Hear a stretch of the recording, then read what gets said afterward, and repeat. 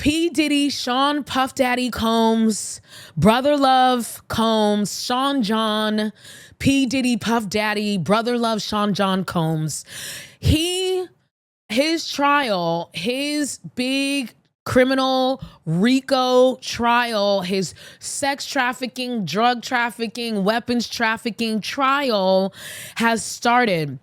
And baby, have some bombshells been dropped in just the first few days of testimony. We've had testimony from Cassie Ventura. We've had testimony from Don Richard. We've had testimony from some of the escorts who were involved in the infamous Diddy freak-offs.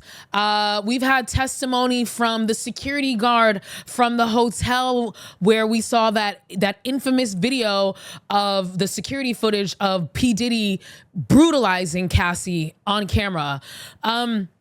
We've heard from a lot of witnesses, and when I mean, it's just one bombshell after another. And I gotta say, I'm not gonna lie, like, I have learned way more about P. Diddy and Cassie Ventura and P. Diddy's sex life than I ever freaking wanted to know.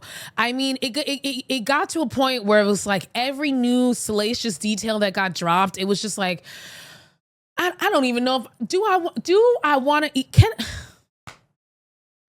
it just got, for me, it got to the point where it was like, I don't think I need to know. I just feel like, are these things I need to know? It's a weird, like, you know, it's a weird two sides of the same coin, or like, you know, it's a weird battle, because on the one end, it's like, yeah, we need to know how horrible of a human being P. Diddy is, and the nonsense that he was doing and forcing Cassie to do, allegedly. You know, we need to acknowledge that, and we need to see exactly how depraved he is. So yeah, I do want to hear all the dirty details. But on the flip side, it's like, damn, he did what? He made her do what? How many hours? How many days? One detail that just, you know, not even that salacious of a detail, but just kicked my ass, was the fact that these freak-offs were weekly.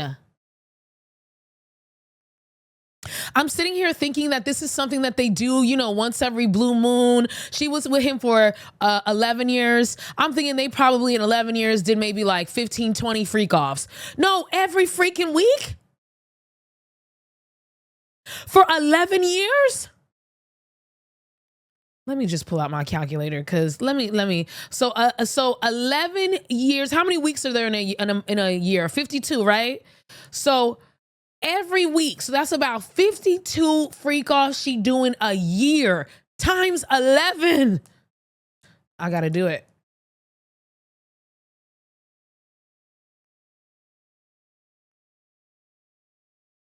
$572 freak-offs in 11 years.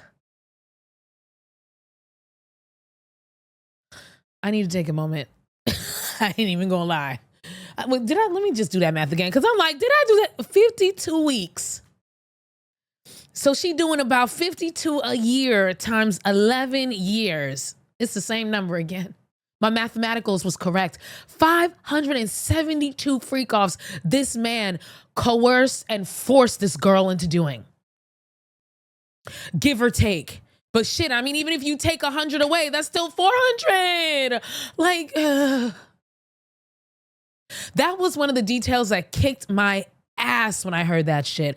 I mean, to be forced into doing stuff that you're not comfortable doing, feeling like you're obligated to do it, because if you don't do it, you're gonna make him upset. He's gonna be violent with you. He might break up with you. The fact that was another aspect of some of the details that came out from this trial.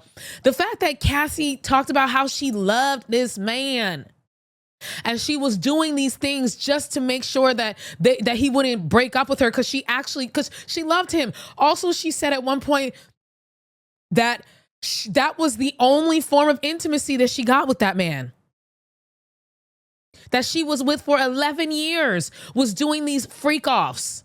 570 plus freak-offs. This man forced, allegedly, coerce this little girl, because they started when she was 22, I believe she said. And this man, 17 years older than her, was in his 40s, making this 22-year-old little young girl engage in 500 plus freak offs with this man. Jesus. That was one of the details that really ate me up. Because in my mind, I was assuming this was something that they did here and there. Every blue moon. Maybe more than every blue moon, but in my mind, I'm like, oh, you might be doing like 10 of these a year. And that to me is a lot. No. Every freaking week. And then she talked about how these freak offs would last hours to days, and that she would then need days to recover from the freak offs.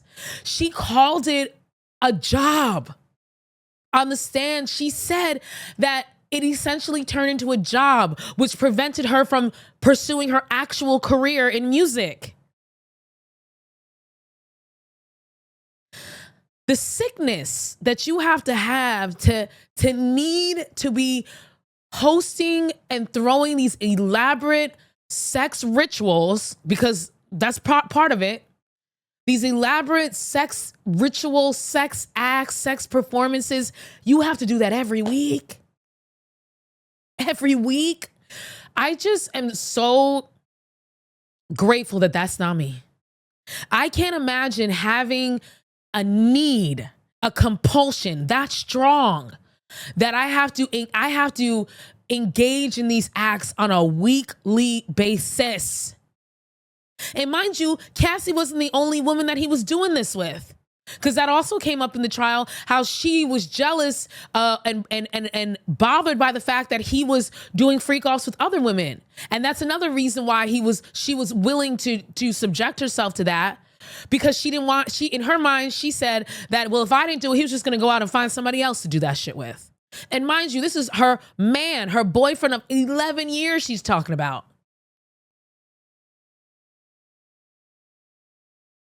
So that's one of the things. It's like the details that are coming out. Yes, we know about all the other salacious details. I don't even need to rehash them.